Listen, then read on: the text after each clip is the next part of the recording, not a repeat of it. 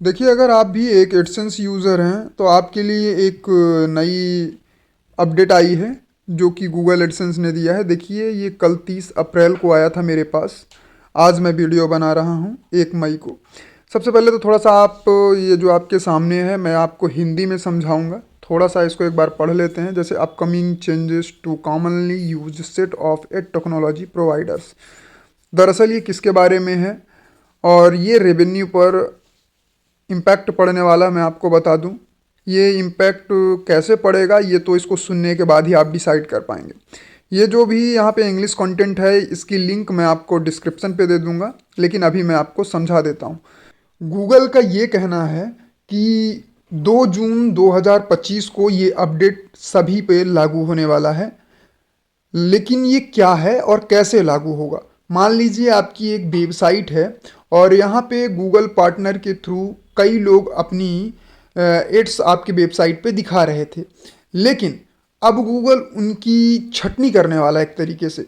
मान लीजिए गूगल के अभी 5 पार्टनर थे जो आपकी वेबसाइट पे एड दिखा रहे थे, लेकिन उन 5 में से 3 ही ठीक ठाक रेवेन्यू जनरेट करके आपको दे रहे थे, 2 नहीं दे रहे थे। तो दो को अब गूगल कट कर देगा, यानी 2 को छटनी कर देगा, अब केवल 3 ही रखेगा।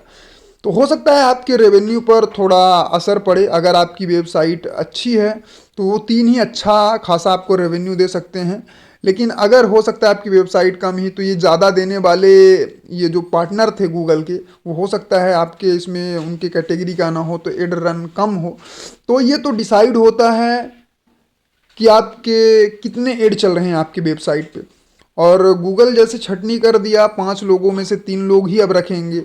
तो अब ये तो आप खुद डिसाइड कर सकते हैं कि आपका रेवेन्यू बढ़ेगा या घटेगा, ये मुझे बताने की ज़रूरत नहीं है। तो दरअसल ये अभी जो गूगल ने लागू किया है, ये जो अपना अपडेट लागू किया है, वो केवल और केवल जीडीपीआर कंट्री के लिए ही है। और जीडीपीआर कंट्री में कौन कौन से आते हैं, जैसे कि ईईए के सभी कंट्री हो गए, यूके हो गया, स्विट्जरलैंड हो गया। अभी केवल फिलहाल इन्हीं पर लग रहा है, लेकिन इंडिया इससे दूर नहीं है, आप भी समझते हैं। तो इंडिया में भी कभी भी लग सकता है, कभी भी कुछ भी हो सकता है, कोई ज़्यादा दिक्कत वाली बात नहीं है।